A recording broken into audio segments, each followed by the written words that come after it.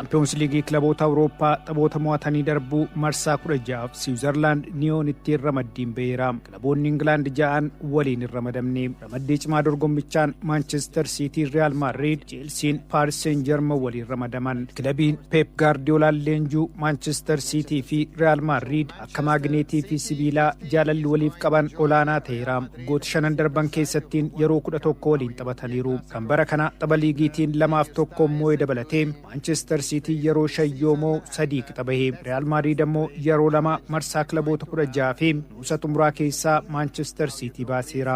Shaampiyooniin Awurooppaa bara 2023 Manchester Cityin kallattii yoo darbu shaampiyooniin Awurooppaa si'a 15 Real Madrid tapha mo'atanii darbuun Benefica injifatee as ga'e. Daayirektarri kubbaa miilaa Manchester City Hugo Vienaan tapha waancaa duraatiin ammas Real Madrid waliin ramadamuu keenyattiin gammadeera jedhe. Daayirektarri ispoortii Real Madrid Emilio Butragon ammoo waggaa waggaan Manchester City waliin ramadamuun bitaanatti galeera. Taphattoonni keenya taphicha Bernaabottiin xumuruun gareetaan akka imalan nan amaneedhe. Real Madrid Bernaabottiin taphoota 7 Manchester City waliin taphate keessaa tokko qofaa mo'ame. Manchester Citynis Itaadittiin taphoota 7 keessaa yeroo tokko qofaa Real Madridiif harka laate. Ramaddii kanaan shaampiyooniin kilaboota addunyaa Chelsea fi shaampiyoonii Awurooppaa PSG kan walittiin fidee jaallattoota ispoortiin ni eegama. Marsaa kilaboota 16 qabxii dhaqaa galaan 5-4 Monaco injifatee kan darbe PSG'n sadarkaa 6ffaan xumuruun kallattiin kan darbe Chelsea waliin dirree ofii irrattiin taphachuun eegala. Kilaboonni lamaan bara 2014 hanga 2016 waggoota 3 walitti aansuun tapha mo'atanii darbuuf waliin ramadamaniiru. Chelsea'n yeroo tokko, PSG'n ammoo yeroo 2 marsaatti aanutti cehan. Adoolessa darbee waancaa kilaboota addunyaan Chelsea'n 3-0 PSG injifachuun shaampiyoonii ta'e. Leenjisaan PSG Luis Enrique Chelsea haaloo ba'uuf karoora hin qabnu. Kilaboota England waliin taphachuun onnachiisaa ta'us nuti shaampiyoonota kilabiin kamuu nu waliin taphachuuf gammadaa hin ta'u jedhan. Barana waancaa Afriif morkataa kan jiru Arsenaal ammoo Bayer Leverkusen waliin ramadame. Kilaboota biroon yoo madaalamu ramaddii fooyyaatu saga'e. Newcastle United, Barcelona, Liverpool, Galatasaray, Tottenham Hotspur, Atletico Madrid waliin ramadaman. Shaampiyooniin Jarmanii Bayern Munich, Atalanta, Inter Milan dorgommicha keessaa kan baase Bodo Glimt, Sporting Lisbon waliin ramadaman. Taphoonni mo'atanii darbuu marsaa kilaboota 16 bitootessa 10 fi 11 bara 2026 taphatamu. Taphni xumuraa Champions League kilaboota Awurooppaa baranaa Budapest Pushkash Areenaattiin caamsaa 30 taphatama.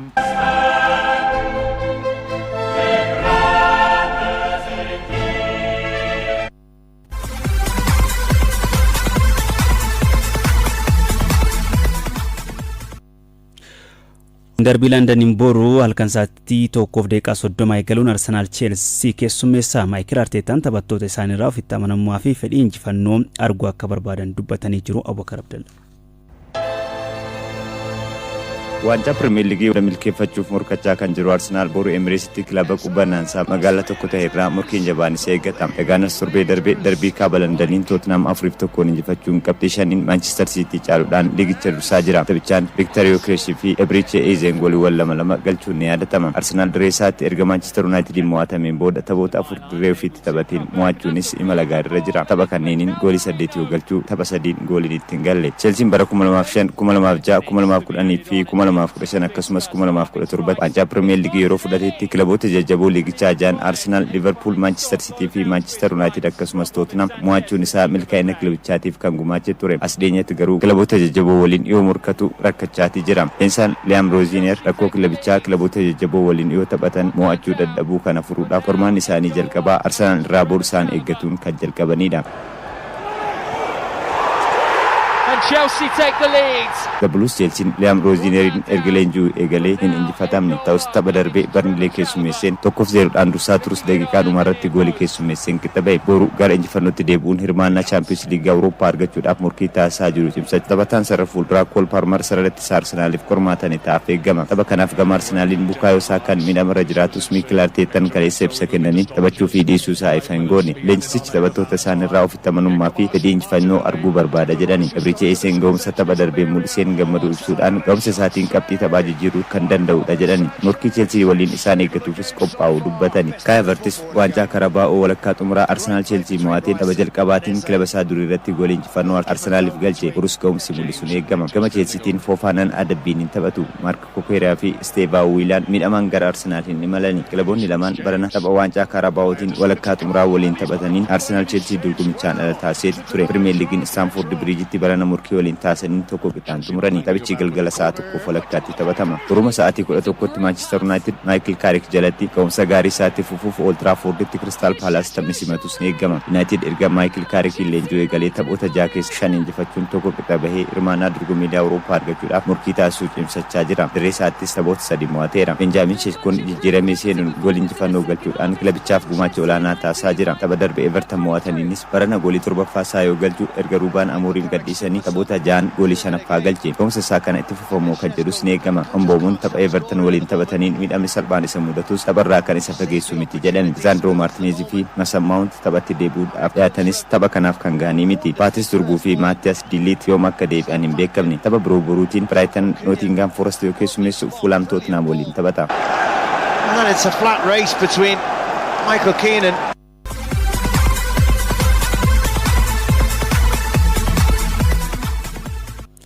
Wolves Premier League England bara kanaatiin injifannoo lammaffaa barichaa galmeessee jira. Tapha baniinsaa torbee 29ffaa liigichaan Aston Villa waliin kan taphate Wolves goolii 2-0 mo'ate. Joe Gomez fi Rodrigo Gomez gooliiwwan injifannoo Wolves galchanii jiru.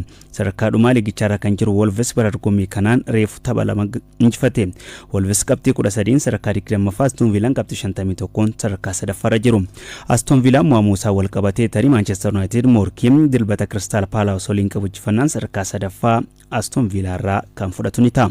Har'a sa'aatii 12 irraa eegalee Liverpool West Ham Newcastle Everton waliin ni taphatu.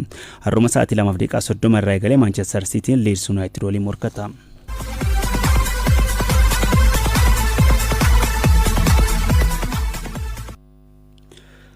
Ramaddiin taphoota marsaa mo'atanii darbuu liigii Awurooppaa kaleessa bahu Aston Villa Lille waliin Bologna Roma waliin ramadamanii jiru.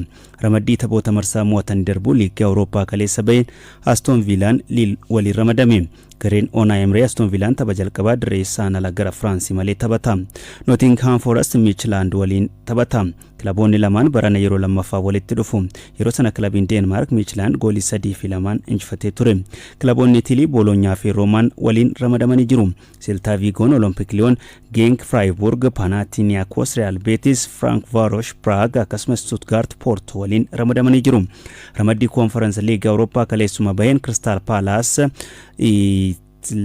La Maca, Rayo Vallecano, Samsunspor, Mainz Sigma waliin ramadamanii jiru. Maraatoonii Tokyo dilbata atileetonni Itoophiyaa Taaddasaa Taakkalaa fi Suutumii Asaffaa tilmaama injifannoo argataniiru. Atileetiksii addunyaan sadarkaa pilaatiinamiin kan kennameef maraatoonii Tokyo barana irratti atileetonni bira darbee injifatan ni hirmaatu. Atileetonni Itoophiyaa Taaddasaa Taakkalaa fi Suutumii Asaffaa dachee Jaapaanitti injifatan baranas hirmaachuun tilmaama injifannoo akka argatan taasisee jira. Morkii dhiirotaan bara darbee sa'aatii 2 daqiiqaa 3 sekondii 23 kan injifate Taaddasaan bara 2023 Berliin sadarkaa 3ffaan xumure. Atileetonni Itoophiyaa biroo milkeessaa Mangashaa Seefoo Turaa Salamoon Baraggaa qormaata jabaa Taaddasaa ni ta'uuf eegama. Baroota lamaan darban Berliinitti injifachuun ga'umsa gaarii kan jiru milkeessaan akkasuma dilbata Tookiyootti atileetiin tilmaama jabaa argatee qoodanii fudhata. Gama dubartootaan baroota lamaan darbe Tookiyootti injifachuun muuxannoo olaanaa kan qabdu Suutumii Asaffaa baranas miila mi'eeffattee injifatteef eegamte. Hawwii Fayyisaa Magartuu Alamuu Burtukaan Walduu dabalatee atileetonni Itoophiyaa 9 ni hirmaatu.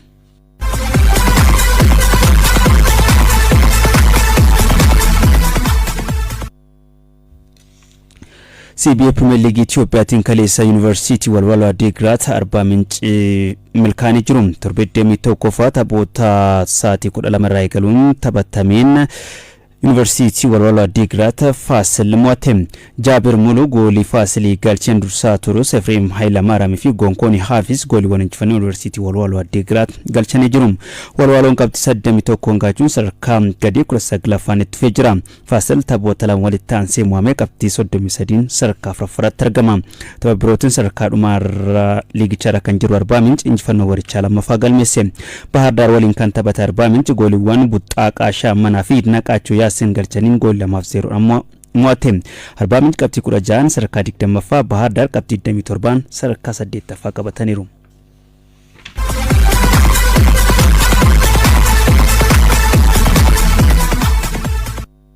Premier League Itoophiyaa kaleessuma Hadiyyaa Hosaanaa fi Mirreganas Shiree injifachuun sadarkaa isaanii fooyyeffatanii.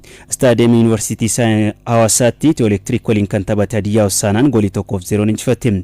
Dastaa Waamishoo daqiiqaa 79ffaarratti goolii galcheen Hadiyyaa Hosaanaan qabxii 3 milkeeffate. Hosaanaan qabxii 87 gaachuun gara sadarkaa 9ffaatti fooyyee. Itiyoo Elektiriik injifannoorraa fagaatee qabxii 28 sadarkaa 7ffaarra jira. Istaadiyeemii Yuunivarsiitii Saayinsii fi Teekinooloojii Adaamaatti Baankiin Daldala Itoophiyaa Mirreganas Shireen gool fi tokko mo'ame. Daani'el Daargee fi Dassaalin Katamaa goolii injifannoo Mirreganas Shiree galchanii jiru. Goolii tokkitti Baankii Daldala Itoophiyaa Moomoo jalaa hin baasin Naatnaa'el Daani'eltu galche.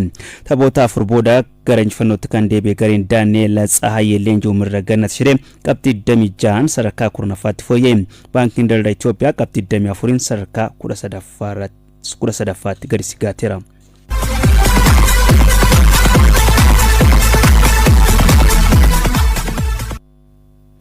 CB Premier League Itoophiyaa taphni darbii Roodwaan Hawaasaa fi Buna Sidaamaa walitti fiduu xiyyeeffannoo argatee jira.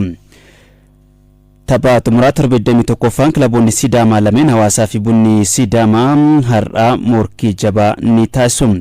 Bunni Sidaamaa fi Hawaasaan qabxii 36 walqixaan sadarkaa tokkoffaa fi lammaffaa qabatanii jiru.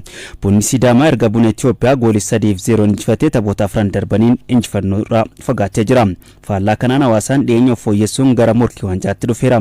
Taphoota 5 darban taphoota 5 darban keessaa 3 injifatee 2 qixa bahuun Buna Sidaamaa lubbuu fudhaa jira. Kilaboonni lameen kana dura taphoota 31 walitti dhufan keessaa Bunni Sidaamaa taphoota 11 yoo injifatu Hawaasaan tapha 10 mo'atee taphoota 10 qixaan xumurani. Bunni Sidaamaa tapha marsaa dura goolii Yaareed baay'ee galcheen injifachuun isaanii yaadatama. Taphni darbii Roodwaan 32ffaan har'a waaree booda sa'aatii 10 irraa eegaluun istaadiyeemii Yuunivarsiitii Hawaasaatti gaggeeffama.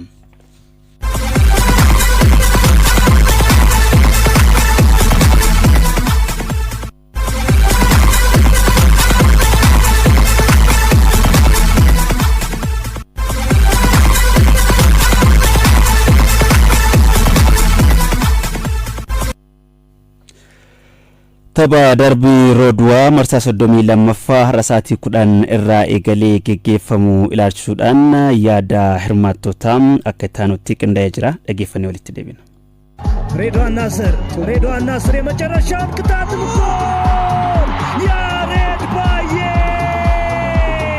ተከታያችን ስለሆነ ያው በኩል ነጥብ በጎል ነው የምንራራቀው ነው ያው ክለበ ኑታኑዳ ቀብጢን ወልቅጠ ቀምና ጎሊ ቆፋን ወልጫላ ከናፍ ተበከነ እንጅፋቹን አከ ቀብጢ ጃርገቹቲ ሐዋሳ እንጅፋቹን ኑይፍ ይመለው ዋንጫ ኬኝ ሰልብሳ ለኛ የዋንጫ ጉዟችንን ትንሽ ያቀለለ ይላል ብዬ አስባለሁ። ዓለም ላይ እንደምናውቀው ሁሉም የደርቢ ጨዋታዎች የበላይነቱን ለመውሰድ ትልቅ ትንቅንቅ የሚደረግባቸው አዱኝ ረቱ ተበደርቢ እንጅፈቹ ሞርኪ ጋሪቱ ታሲፈማ ገሬ ለማን ኬኛ ብረ ጭምኒ ጋሪ ዋንጅሩፍ ሞርኪ ጋሪ ታጅደ ያዳ ኑቲስ እንጅፈኔ ቀብጢ ጋሪ አርገቹፍ ሞርኪ ጭማ ጎና የበላይነቱን ለማግኘት የሚቻለውን ነገር ሁሉ በማድረግ ሜዳ ላይ አሸንፈን ለመውጣት ጥረት እናደርጋለን።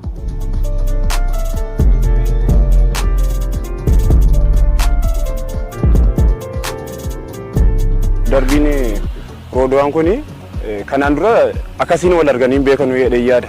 Yeroo duraatii fi lammanuu geebaa fi kan morkataa jiranu እና baay'ee dorgommii cimaadha jedhe yaada. ካለፉት ጊዜያቶች የተለየ የደርቢ ጨዋታ ነው ብዬ ነው ማስበው። ከንድሮ ጫላ ተበደርቢ አዳት ጀደ ያዳ ክለቡን ለማኑ ጉባ ሊግ ቻረታውዳን ወሊ ሞርከቱ ሞርኪዮላናን ተበረተሙለቹ ደንደውዳ ኑቴሞ ቆጶፍኔራ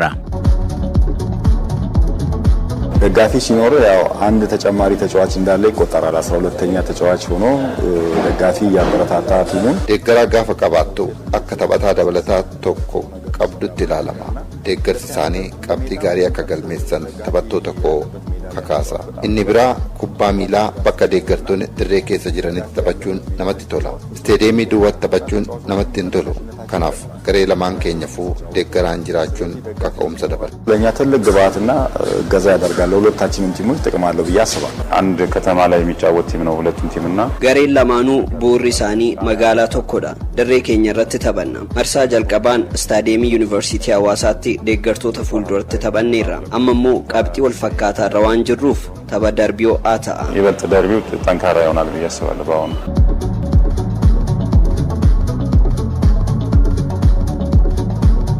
baay'ee ga'umsa guddaa qabu እንትና ደጋፎonni keenya sanaaf immoo tapha kana irratti akka dhufanii nu deeggaran አምሰኮን እንደበርሳችሁ እንደነዚህ አይነት ጨዋታዎች መኖራቸው አንደኛ ደጋፊዎችን ሳቢ የሆኑ ጨዋታዎች ናቸው። ደጋፊዎች በብዛት ወደ ሜዳ እንዲገኙ ያደርጋል። taphoonni miidhagoon akkasii jiraachuun deeggartoonni dirreettiin akka argaman kakaasaaf nuti lamaanuu waancaaf taphachaa waan jirruuf miirri darbii kanaa olaanaa ta'a. ፕሪሚየር ሊግን akka namatti tolu gochuus danda'a. እነዚህ የደርቢ ጨዋታዎች መኖራቸው ያው ደርቢነት ስሜት መኖሩ በራሱ ፕሪሚየር ሊጉን የሆነ ደስ እንዲል ያረጋዋል ብዬ አስባለሁ። አይ ቲንክ ለሁለቱም ቡድን በደጋፊዎቻቸው ፊት መጫወት አስፈላጊ ነው ብዬ ነው የማስበው። kilaboota lamaaniifuu deeggartoota ofii fuulduratti taphachuun gaariidha. tapha kanaaf deeggartoonni simboo dabalu nutis waan qabnu irratti akka waa dabalu nu godha. sadarkaa tapha kanaallee dabaluu danda'a.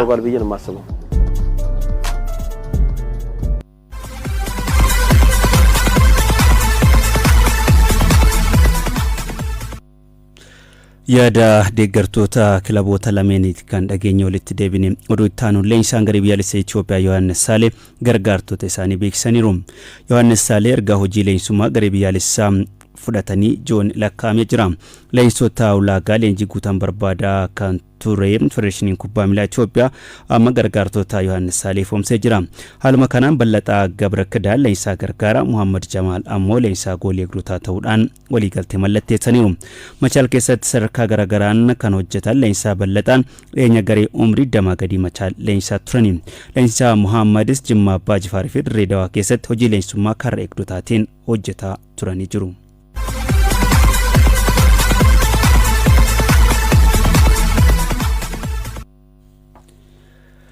guddina ispoortii aadaaf akkuma ispoortii ammayyaatti xiyyeeffannoon kennamee hojjetamuu qaba jedhan hirmaattonni shaampiyoonaa ispoortii aadaa Oromiyaa marsaa 31ffaa. biiroon dargaggoof ispoortii Oromiyaa ispoortii aadaa cimsuuf sadarkaa kilabaan hundeessuuf karoorfachuu beeksisee jira. Turee Gannaa gabaasa dabalataa qabu.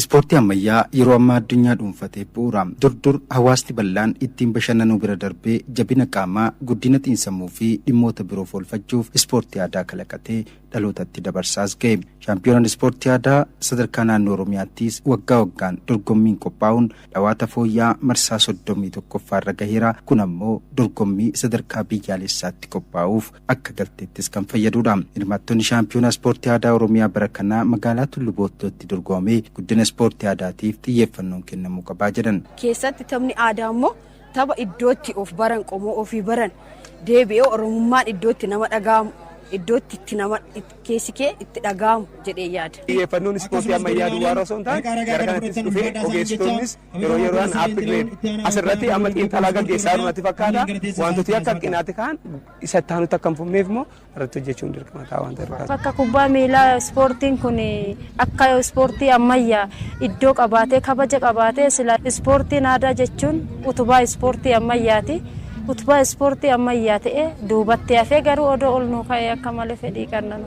cimeetti xiyyeeffatee hojjechuu qaba. Oromiyaa miti akka Itoophiyaatti hojjetamuu qaba akka kiyyatti sila. Ispoortii aadaa kana cimsuun kan danda'amu qaamoleen dhimmi ilaallatu hunduu sadarkaadhaan yoo deeggarsa taasisanidhaas jedhan. Yoo xiqqaate ispoortiin aadaa kun babal'atee manneen barnootaa irratti tasaamsa'ee sagantaa leenjii guddatootaa gosawwan ispoortii kaaniin akka qabame ispoortiin aadaas adda durummaatiin qabame sagantaa leenjii guddatootaan hammatame waggaa guutuu leenjii fudhatama. muuxannoo kana caalaa godinoota hundarratti diriire kana caalaa hin hojjetamaa kan jedhu abdii qaba. Osoo piroojeektiin isaa jiraate inni waggaatti kuni namni piroojeektii san galee yeroodha akka wanni dhute kana caalaa cimee itti fufuu danda'a jecha. Yoo Oromiyaan jabeessitee godina qaddee godinni immoo jabeessee aanaa qabee aanaan ganda qabee ijoollee ciccimoo baasanii jedhee yaada. Inni kalee Oromtichi taphachaa ture. Inni kalee Oromtichi hojjechaa ture.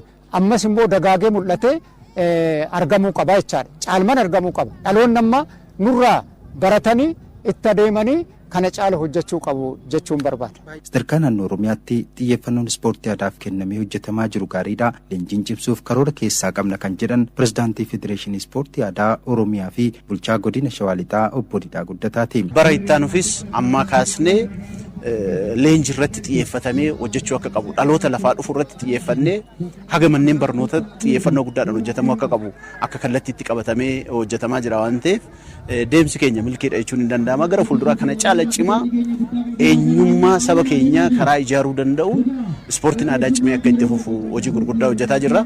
Isa kana cimnee itti fufna jechuudha. Yeroo carraan dorgommii uumamus harcaatiin akka hin jiraannee fi hooggansi jiranis xiyyeeffannoo kennuu qabus jedhan obbo Didhaan. Godinaalees bulchiinsi magaalotaatis xiyyeeffannoo guddaa itti kenninee akka wal dorgommii qofatti yaadanii irraafuu osoo hin taane eenyummaa ofii gatuun ofirraa muluquun hin danda'amu waan ta'eef eenyummaa keetiif xiyyeeffannoo kennuun baay'ee murteessaa ta'a waan ta'eef hunduu kana hubatee karaa hiika qabuun irratti hojjechuutu gaariidha waan jedhu san qabu.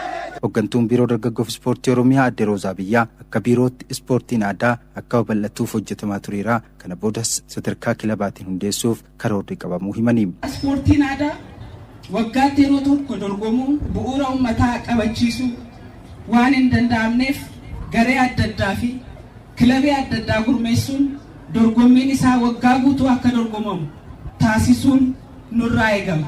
Marsaa 32ffaan shaampiyoona ispoortii aadaa Oromiyaa qopheessummaa godina Arsii Lixaatiin dorgomama.